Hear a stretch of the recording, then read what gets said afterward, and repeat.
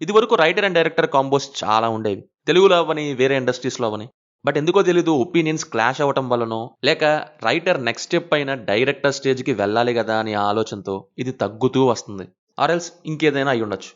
But కొన్ని combos వాళ్ళు collaborate అయ్యి చేసిన మూవీస్ ఒక మ్యాజిక్ చేశాయి. బట్ అదే డైరెక్టర్ కంప్లీట్‌గా వేరే వాళ్ళతో కొలాబరేట్ అయ్యో, లేక ఇండివిడ్యువల్‌గా తీసో చేతులు కాల్చుకుంటున్నారు. అలాగే మన చేతులు కూడా కాల్పించారు. అలా ఒకప్పుడు తోప్ డైరెక్టర్ అనుకున్న మనమంతా ఇప్పుడు సిచ్యువేషన్ చూసి మీ వెనక పౌరులమ్మా. అది ఉండగా మిమ్మల్ని ఏమీ చేయలేదు. అని రైటర్ ఎఫర్ట్ ఎంతో తెలియజేసింది. ఇక వెనక నుంచి వీళ్ళు వెళ్ళిపోయాక సిచ్యువేషన్నే ఇప్పుడు చూస్తున్నాం. మొత్తంగా ఈ వీడియోలో వాళ్ళ సక్సెస్ఫుల్ రైటర్ కాంబోతో లేకుండా ఫిలిమ్స్ చేసి స్ట్రగుల్ అవుతున్న డైరెక్టర్స్ గురించి డిస్కస్ చేద్దాం. అలాగే ఎందుకు, ఏమిటి, ఎలా అనేది కూడా. కంటిన్యూ చేయబోయే ముందు మీరు ఇంకా మన ఛానల్ని సబ్స్క్రైబ్ చేసుకోకపోతే ఛానల్ని చెక్ చేయండి. నచ్చితే మన మూవీ మ్యాటర్స్ ఛానల్ని సబ్స్క్రైబ్ చేసుకుని బెల్ ఐకాన్ ఆన్ చేసుకోండి. Number 4 Vijay Bhaskar. With Trivikram, without Trivikram ఎంత డిఫరెన్స్ అంటే ఏకంగా ఆపేశారు కూడా విజయ్ భాస్కర్ ఫిలిమ్స్ 2013లో, మళ్ళీ 2023లో గెస్ట్ డైరెక్టర్లా అలా అలా వచ్చారు. త్రివిక్రమ్ రైటింగ్స్ కాకుండా ప్రేమ కావాలి ఒకటి మంచి అవుట్పుట్ ఇచ్చారు. ఇక అంతే. కుదిరితే రీమేక్స్, లేకుంటే ఎవరన్నా తీయమంటే తీయటం అంతే. త్రివిక్రమ్ రైటింగ్స్ నుంచి వచ్చిన చాలానే ఫిలిమ్స్ విజయ్ భాస్కర్ గారు డైరెక్ట్ చేశారు. అండ్ వచ్చిన ప్రతి ఫిలిం సక్సెస్ అయింది.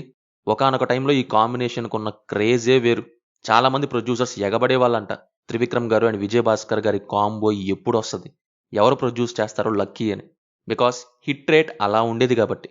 ఇక త్రివిక్రమ్ గారు ఆయన స్ట్రెంగ్త్ అర్థం చేసుకొని ఆయనే డైరెక్షన్కి ఎప్పుడైతే వచ్చారో, విజయ్ భాస్కర్ గారు ప్రేమ కావాలితో ఒక మంచి ఫిలింతో సరిపెట్టుకొని ఇక ఏవో రీమేక్స్, తీయమంటే తీయటం లాంటి డైరెక్షన్కి వెళ్ళిపోయి ఇప్పుడు సక్సెస్ అనేది లేకుండా పోయింది. నెంబర్ 3 సురేందర్ రెడ్డి. ఈ లిస్ట్లో ఎవరికన్నా ఈ కాంబోలో నెక్స్ట్ ఛాన్స్ ఉంది అంటే అది సురేందర్ రెడ్డి, వక్కంతం వంశీ వీళ్ళ కాంబోకే. ఏజెంట్ బౌండ్ స్క్రిప్టే లేకుండా వెళ్ళింది, రంగు పడింది అనుకోండి. బట్ నెక్స్ట్ కాంబో కుదిరి కాన్సన్ట్రేట్ చేసి వీళ్ళ కాంబో వస్తే మంచి సినిమా అవడానికి ఛాన్సెస్ ఉన్నాయి. అతనొక్కడే తర్వాత అశోక్ అప్పుడు కలిసింది ఈ కాంబో. నెక్స్ట్ అతిథి ఇక కిక్తో విజృంభించింది. ఇప్పటికే one of the finest and different character ఉన్న తెలుగు మూవీస్ లిస్ట్ అంటూ ఉంటే అందులో కిక్ అంటూ ఉంటుంది ఇలాగా. అఫ్కోర్స్ వక్కంతం వంశీ మూవీస్లో మ్యాక్సిమం క్యారెక్టరైజేషన్స్ కొంచెం డిఫరెంట్గా ఉంటాయి. నాకు సుకుమార్ తర్వాత క్యారెక్టర్స్ ట్రీట్మెంట్ మీద రైటింగ్ వర్క్ చేసే రైటర్ వక్కంతం వంశీ ఒకరు కనిపిస్తారు. వంశీ రైటర్గా లేకపోతే సురేందర్ రెడ్డి ఫిలిం ఏమైద్దా అంటే చెప్పలేం కానీ, బట్ వంశీ ఉంటే అదొక ఎగ్జైట్మెంట్. బికాస్ ఏదో ఒకటి డిఫరెంట్గా చేసే ప్రయత్నం చేస్తారు. అది కొన్నిసార్లు సెకండ్ హాఫ్లో ఫెయిల్ అయ్యి ఫుల్ ఫ్లెడ్జ్డ్గా వర్క్ అవ్వకపోవచ్చు, ఆర్ఎల్స్ పూర్తిగా అస్సాం అవ్వచ్చు. కానీ టెంప్లెట్ అవ్వదు అనే ఒక చిన్న నమ్మకం మాత్రం అలానే ఉంటుంది. Number 2 Srinu Vaitla. Srinu Vaitla badly needs his previous writing department. అంటే ఏదో గోపిమోహన్ ఒకరు అని కాదు, కోనా వెంకట్, గోపిమోహన్, శ్రీను వైట్ల, చింతపల్లి రమణ నలుగురు ఒకప్పుడు జాలీగా రాసిన స్క్రిప్ట్స్ లాంటి టీంతో అని. దూకుడు 2.0 అయిన ఆగడు దగ్గర ట్రాక్ తప్పింది.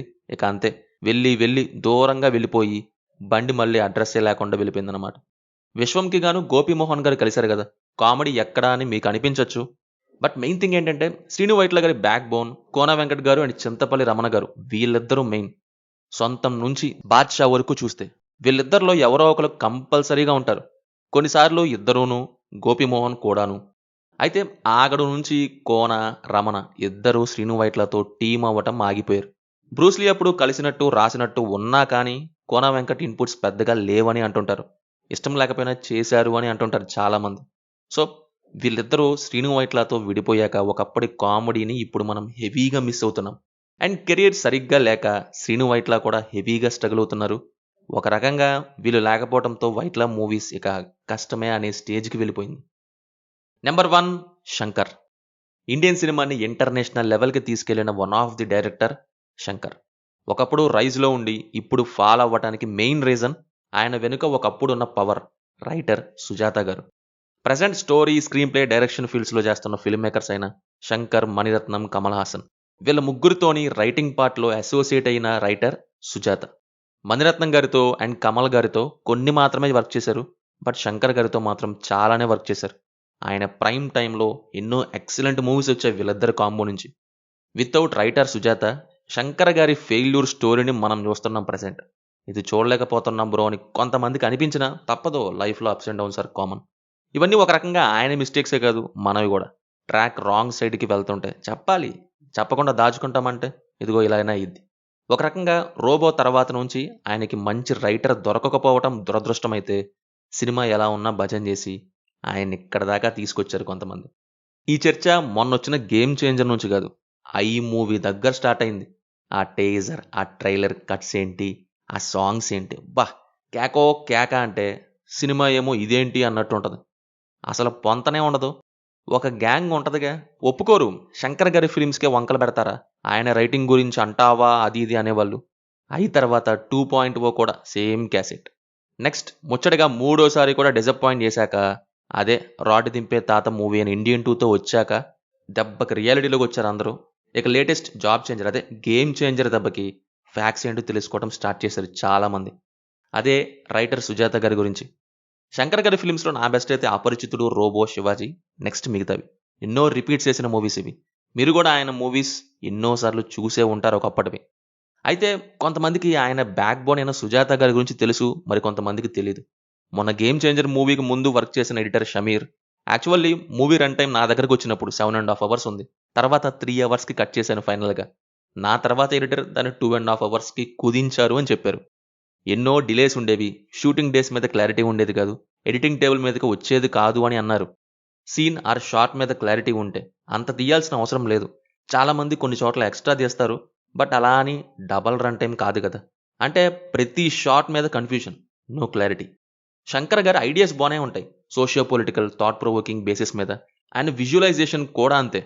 బట్ ఆయన ప్రాబ్లం రైటింగ్. ఇక్కడే రైటర్ సుజాత గారు వస్తారు. శంకర్ కెరీర్ స్టార్ట్ చేసింది జెంటిల్మెన్తో. అయితే ఇండియన్ మూవీ నుంచి సుజాత గారు స్క్రీన్ ప్లేలో ఇన్వాల్వ్ అవ్వడం స్టార్ట్ అయ్యారు. బేసిక్గా ఎలా జరిగేదంటే, శంకర్ గారు సీన్ చెప్తారు, ఆ సీన్ ఉండాలా లేదా, ఉంటే అక్కడ ఏమేం డైలాగ్స్ ఉండాలి, ఏమేం షార్ట్స్ ఉండాలో సుజాత గారు ఇస్తారు.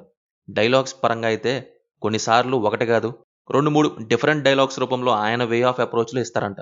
వాటిల్లోంచి శంకర్ గారు ఆయనకి ఏమేం ఇన్పుట్స్ కావాలో అవి, అండ్ డైలాగ్స్ ఏమేం కావాలో అవి సెలెక్ట్ చేసుకుంటారంట.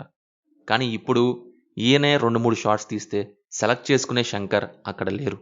పోనీ వేరే వాళ్ళు రాస్తే అది శంకర్ గారి స్టాండర్డ్స్కి అందట్లేదు.